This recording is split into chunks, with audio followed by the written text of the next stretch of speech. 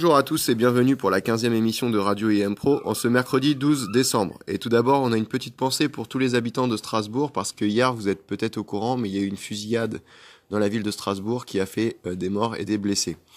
Donc on commence cette émission par la première partie qui concerne l'IM Pro. Donc les jeunes en stage cette semaine que vous ne verrez pas dans l'IM Pro, Clément, Najami, Rose et Mira.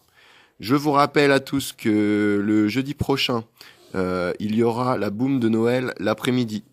Et je vous rappelle également que le vendredi prochain, il y aura le matin un magicien qui viendra à l'IM Pro et il se tiendra en même temps un marché de Noël. Alors les deux, le marché de Noël et le magicien, sont ouverts aussi bien aux élèves que aux parents.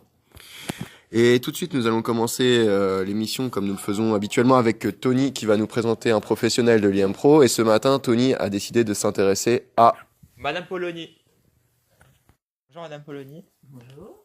Pouvez-vous présenter votre métier aux jeunes de l'IM Pro? Alors, mon métier, donc je suis la directrice de l'IM Pro, ça veut dire que je représente un petit peu l'établissement auprès de tous nos partenaires, que ce soit les autres établissements, que ce soit les lieux où les jeunes peuvent faire des stages, que ce soit l'éducation nationale quand il y a des réunions. Et je suis là aussi pour être un petit peu, je suis là pour rencontrer les familles, pour vous rencontrer vous quand vous avez des difficultés. Je suis garante du bon fonctionnement de l'établissement. Qu'est-ce qui vous plaît dans ce métier? C'est à la fois d'être toujours en contact avec les jeunes, avec les équipes, et puis de pouvoir rencontrer aussi d'autres personnes de l'extérieur pour essayer de faire en sorte que l'IM Pro aille le plus possible vers les autres et vers la société. Depuis quand êtes-vous à l'IM Pro? Depuis début septembre 2015. Je vais vous poser quelques questions pour un peu mieux vous connaître. Si vous étiez un animal, Une panthère, un plat de cuisine, du risotto au cèpe, une chanson, Still Loving You, un acteur ou une actrice, Tom Cruise, un film, Titanic, un sport. jogging. Merci d'avoir répondu à mes questions. De rien. Merci à Tony et à Madame Polony pour cette interview. Et tout de suite, on retrouve l'excellent Plus tôt ou plus tôt par Ornella. Et Ornella, elle vous a préparé un Plus tôt ou plus tôt spécial Noël. Donc on retrouve Ornella. Plutôt film de Noël ou plutôt bêtisier de Noël? Bêtise. Plutôt guirlande ou plutôt boule de Noël? Guirlande. Plutôt bonhomme de neige ou plutôt Papa Noël? Papa Noël. Plutôt bûche ou plutôt... Bûche, oui. Non. Bûche en la... Plutôt offrir des cadeaux de Noël ou plutôt les recevoir? Ouvrir des cadeaux de Noël. Plutôt repas de Noël tranquille ou fête agitée du Nouvel An? Fête agitée du nouvel an. Voilà. Plutôt ski ou plutôt luge? Luge. Plutôt téléphone ou plutôt console? Téléphone. Plutôt croire au Père Noël ou plutôt Père croire à la Noël. souris? Père Noël. Plutôt film de Noël ou plutôt bêtisier de Noël? Film de Noël, Plutôt guirlande ou plutôt boule de Noël? boule de Noël, Plutôt bonhomme de neige ou plutôt petit Papa Noël? bonhomme de neige, Plutôt bûche de Noël ou plutôt chocolat de Noël? bûche de Noël, Plutôt faire des cadeaux ou de recevoir des cadeaux? plutôt des cadeaux, Plutôt repas de Noël ou plutôt tranquille ou fête agitée du Nouvel An? plutôt tranquille, Plutôt ski ou plutôt luge? ski, Plutôt téléphone ou console? téléphone, Plutôt croire au Père Noël ou plutôt croire à la petite souris? Père Noël, Plutôt film de Noël ou plutôt bêtisier de Noël? plutôt frites, Plutôt guirlande ou plutôt boule de Noël? de guirlande, Plutôt bonhomme de neige ou plutôt petit Papa Noël? de bonhomme de neige, Plutôt bûche de Noël ou plutôt chocolat de Noël? chocolat de Noël, Plutôt offrir des cadeaux ou plutôt recevoir des cadeaux? offrir des cadeaux, Plutôt repas de Noël tranquille ou plutôt fête agitée du Nouvel An? de repas de Noël, Plutôt ski ou plutôt luge? luge, Plutôt téléphone ou plutôt console? téléphone, Plutôt croire au Père Noël ou plutôt croire à la petite souris? de Père Noël. Merci à Ornella et à Tony pour leur Plus tôt ou plus tôt. Alors, on passe aux actualités. Alors, hier, malheureusement en France, un homme a ouvert le feu hier soir dans le centre-ville de Strasbourg à proximité du marché de Noël. L'homme est toujours activement recherché par les forces de l'ordre. Le bilan actuel fait l'état de 2 morts et 11 blessés. Le président Macron a annoncé des mesures en faveur des Français suite au mouvement des Gilets jaunes. Il a notamment promis d'augmenter le SMIC, donc le salaire d'un travailleur augmentera de 100 € par mois dès 2019. La CFDT est devenue hier le premier syndicat français public et privé confondu de France. Les mouvements lycéens continuent dans toute la France. Plusieurs syndicats dénoncent une répression policière excessive lors de ces rassemblements. Les images de lycéens de Mantes-la-Jolie agenouillés, les mains sur la tête, ont provoqué une vague d'indignation dans tout le pays. Et maintenant, nous allons passer à la rubrique sport avec Aurélien. Donc, il y a essentiellement du football ce matin, avec notamment les résultats de la Ligue des Champions. Alors, Aurélien. Hier soir, le PSG l'a emporté 4-1 sur la pelouse de l'Étoile Rouge. Les buts parisiens ont été marqués par Cavani, Neymar, Marquinhos et Mbappé. Le PSG se qualifie ainsi pour les huitièmes de finale de la Ligue des Champions. Dans le même temps, Monaco a perdu 2-0 chez lui contre le Borussia Dortmund. Ce soir, l'Olympique Lyonnais rencontre le Shakhtar Donetsk en Ukraine. Les Gones vont essayer de valider leur ticket pour les huitièmes de finale de la Ligue des Champions. Merci Aurélien, et vu qu'on est un peu sur l'Olympique Lyonnais, on va en profiter pour revenir sur l'actualité foot de la semaine dernière avec le trophée du Ballon d'Or. Et la semaine dernière, c'était la première fois qu'une femme recevait le Ballon d'Or de l'histoire du foot féminin. Alors le premier Ballon d'Or de l'histoire du foot féminin, et cette personne, c'est Ada Hegerberg qui joue à Lyon justement. Donc c'est Aurélien qui va vous en parler. Ada Hegerberg a reçu le premier Ballon d'Or de l'histoire du football féminin. À 23 ans, l'attaquante norvégienne de l'Olympique Lyonnais a ainsi été sacrée meilleure joueuse du monde. Elle était déjà meilleure buteuse de la Ligue des Champions et du Championnat de France, créé en 1956 par le magazine France Football. Le Ballon d'Or est décerné chaque année par un jury de journalistes internationaux à 6 mois de la Coupe du Monde féminine de football. Il était temps qu'ils reconnaissent le talent des femmes en crampons. Alors oui, on vous rappelle aussi que c'est cette année que va se dérouler la Coupe du Monde de foot féminine et elle aura lieu en France. Alors, est-ce que Aurélien, vous pouvez nous présenter un peu mieux qui est Ada Hegerberg ? C'est une joueuse norvégienne. Elle débute en 2010, à 14 ans en top syrienne, avec le club de Kolbotn Hill. En 2012, elle joue pour le club de Stabæk et participe au parcours européen du club. Le 11 mai 2012, lors d'un match de championnat face à Fart, elle se fait remarquer en marquant 5 buts en l'espace de 35 minutes. En décembre 2012, le club de Potsdam annonce avoir recruté 3 joueuses norvégiennes, Marem Gjelde, Ada Hegerberg et sa sœur Andrine, qui jouent maintenant au PSG. Elle rejoint l'Olympique Lyonnais pour la saison 2014-2015 où elle remporte notamment 3 Ligues des Champions consécutives en 2016, 2017 et 2018. En 146 matchs avec l'OL, elle a marqué 178 buts.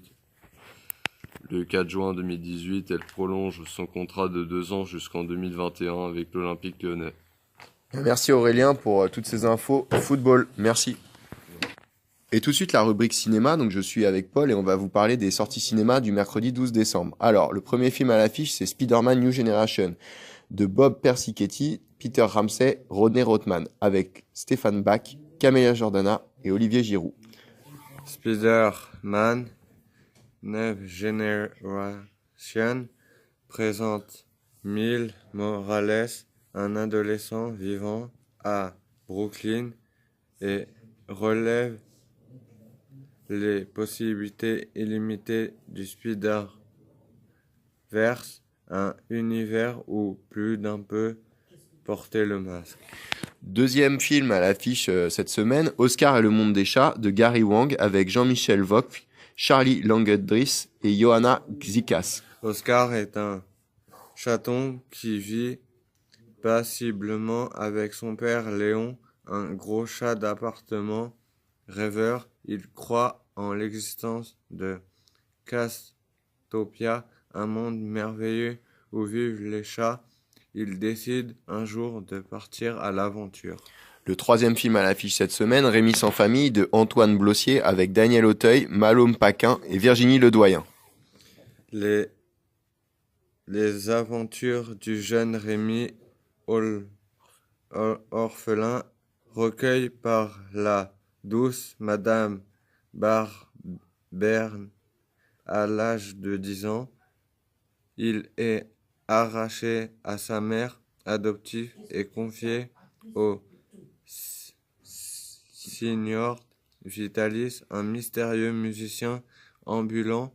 À ses côtés, il va prendre la réduit de saltabanque et à chanter pour gagner son pain. Le dernier film à l'affiche, Pachanama, avec Juan Antin, avec Andrea Santamaria, India Cohen et Saïd Amadis. Depuis Paix et Niara, deux petits Indiens de la Cordillère des Indes partent à la poursuite de la Pachamama, totem protecteur de leur village, confisqué par les Incas. Leur quête les amènera jusqu'à Cuzco, capitale royale assiégée par les conquistadors. Eh bien, merci Paul pour cette rubrique cinéma. Et tout de suite, nous allons passer à une chronique musicale et je vais vous parler ce matin du reggae. Alors, pourquoi je vous parle du reggae ? Parce que cette musique de la Jamaïque popularisée par Bob Marley fait désormais partie du patrimoine mondial de l'humanité, l'UNESCO. L'organisme culturel des Nations Unies vient de reconnaître officiellement la valeur et la richesse du reggae. Cette musique fait désormais partie du patrimoine culturel mondial de l'humanité au même titre que les techniques de parfumerie de la ville de Grasse, la lutte coréenne traditionnelle ou l'art de la pizza à Naples. Ce patrimoine regroupe ainsi des cultures et des savoir-faire qui reflètent la richesse des connaissances humaines. Au-delà de la qualité du reggae, l'UNESCO reconnaît aussi la contribution de cette musique jamaïcaine à la prise de conscience internationale sur les questions d'injustice, de résistance, d'amour et d'humanité, et sa dimension à la fois cérébrale, sociopolitique, sensuelle et spirituelle. Rythme et religion. Né en Jamaïque à la fin des années 1960, le reggae a connu un succès mondial grâce à Bob Marley, un artiste exceptionnel, hélas disparu trop tôt, d'un cancer à 36 ans. Il faut bien sûr citer d'autres grands pionniers comme Peter Tosh, Black Uhuru, Toots and the Maytals, jusqu'aux stars actuelles comme Damian Marley, le fils de Bob, ou les artistes français comme Yanis Odoua. La liste est longue. Si cette musique se distingue par son rythme particulier, qui consiste sur les 4 temps d'une mesure à souligner le 2e et le 4e temps, elle est aussi très marquée par le culte de la religion Rastafari et de la marijuana. Le reggae a une longue histoire, parfois très belle, parfois tragique, à cause de la pauvreté et de la violence en Jamaïque. Tout de suite, on va passer à une écoute reggae, et je vais vous passer un morceau de un artiste qui s'appelle Junior Thomas and the Volcanoes. Donc, tout de suite, on s'écoute un extrait de l'album Beware de Junior Thomas and the Volcanoes.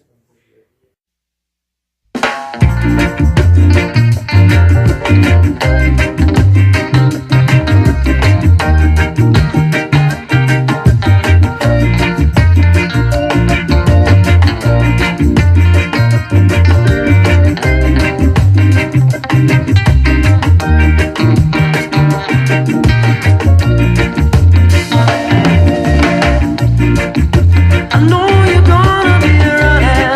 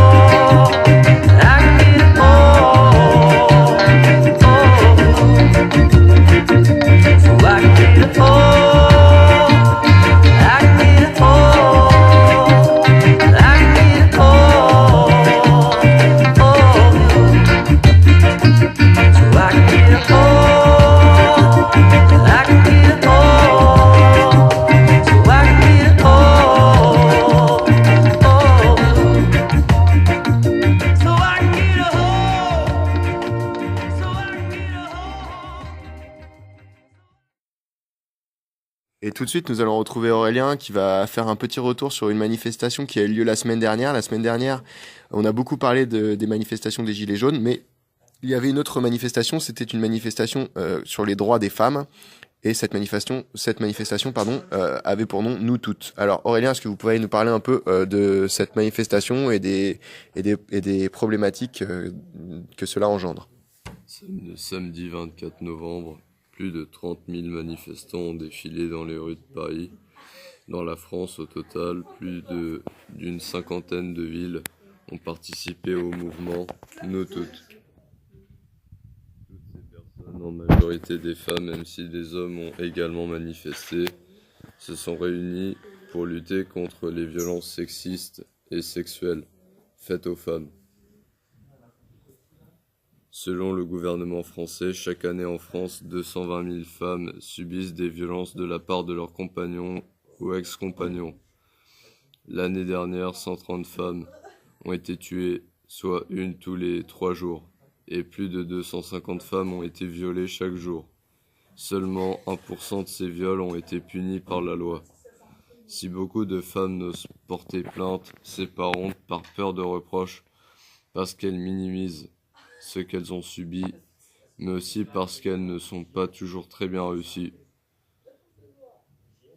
En effet, des témoignages montrent que parfois, certains policiers ou gendarmes ne prêtent pas assez d'attention à ces femmes, leur demandent des preuves et les laissent repartir sans même les conseiller ou les rassurer.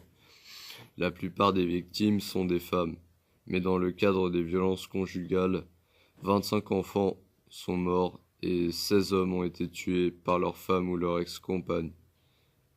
Ces violences touchent tout le monde, donc tout le monde doit agir.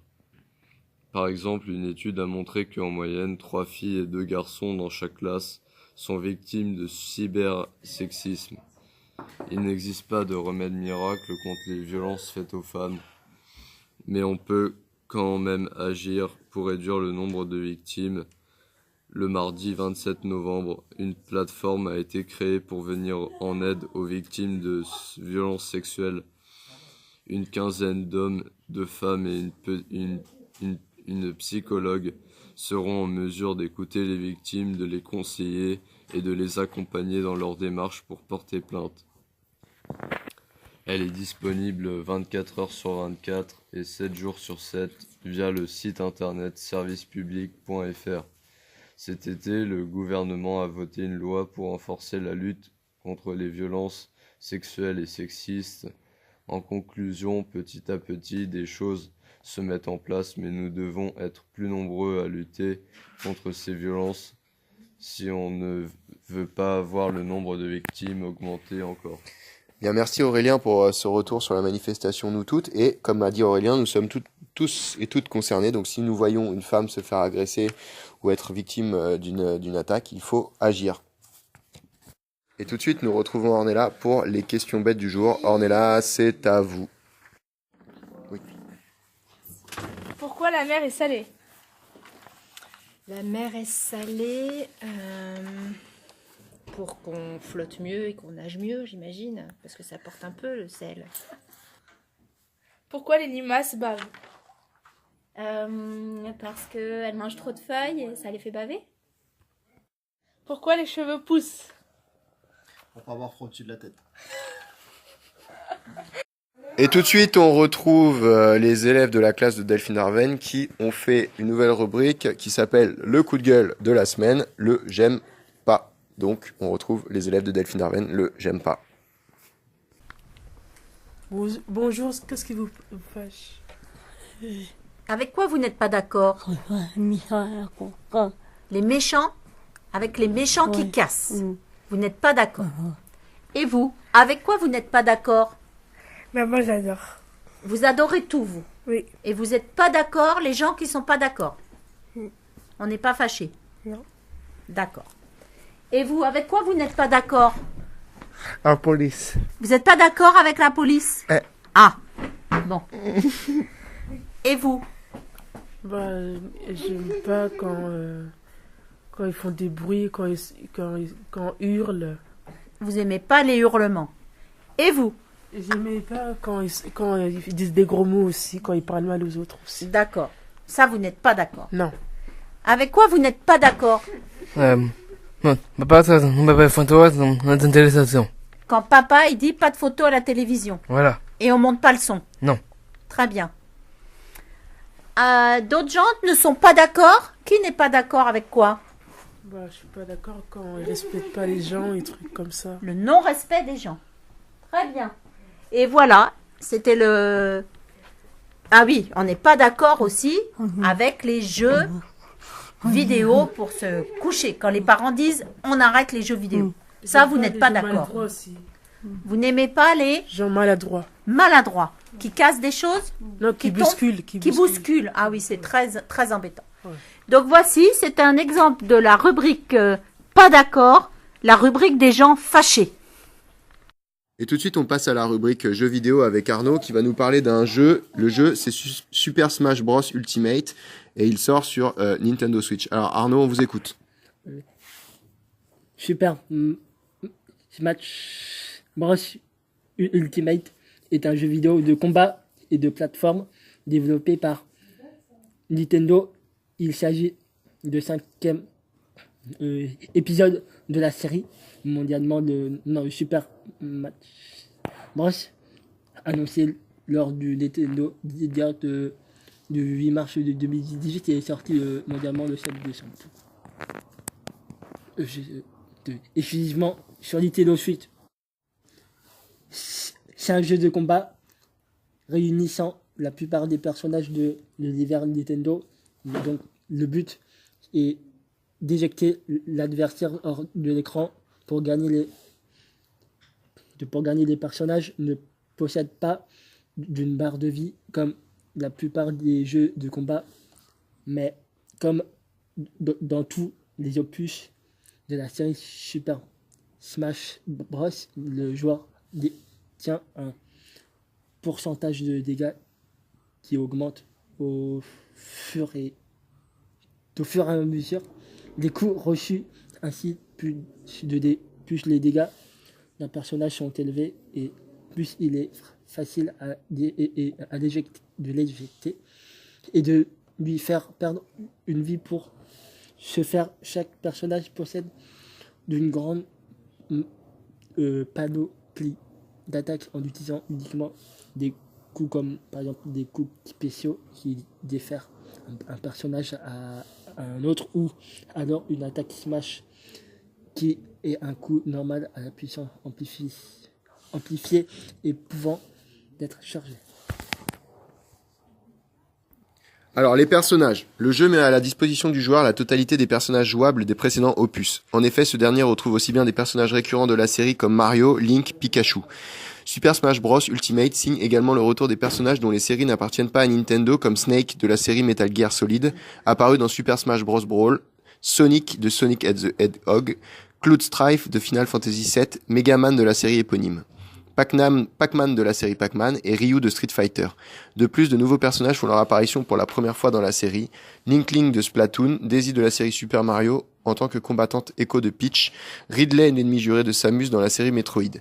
Le jeu propose un nombre de personnages initial équivalent à celui de Super Smash Bros, soit 8, à savoir Mario, Link, Donkey Kong, Samus, Fox, Kirby, Pikachu et Yoshi. En effet, le joueur doit débloquer la quasi-totalité des personnages au travers de défis simples et variés. Donc si vous voulez vous procurer Super Smash Bros, il est sorti depuis peu.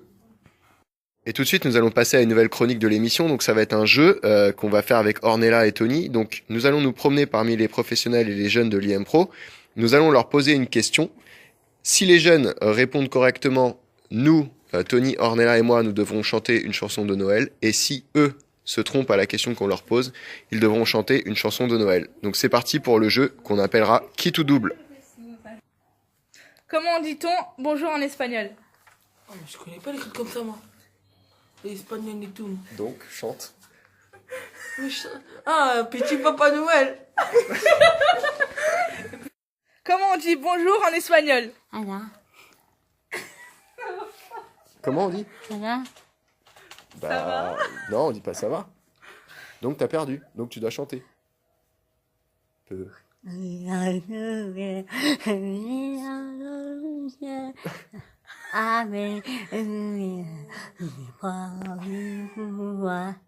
Quelle est la capitale de la Zambie? Mozambique. Ah, tu as perdu, donc tu dois chanter.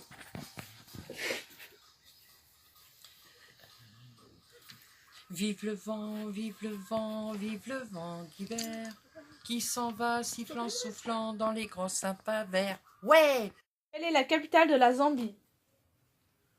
Ah non, mais là, vous m'avez piégé, sérieusement.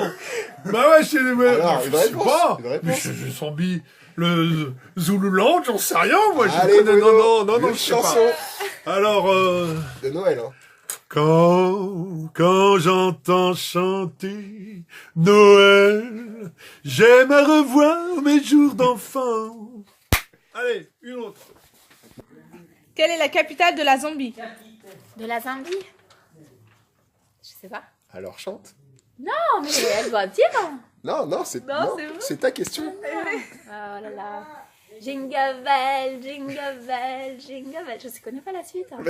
Et tout de suite, on retrouve Janice pour la météo. Donc la météo, aujourd'hui, il fait...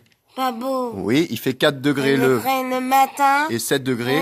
L'après-midi. Demain, il fera... Pas beau. Ah si, il fera un beau. Bon demain. Il fera beau sur tout le pays. Il fera -1 Le matin. et 4 degrés. L'après-midi. Merci Janice pour la météo. C'est déjà la fin de la 15e émission de la radio et de l'IM Pro. On vous souhaite une bonne fin de semaine et un bon week-end. Et on se retrouve la semaine prochaine. À la semaine prochaine.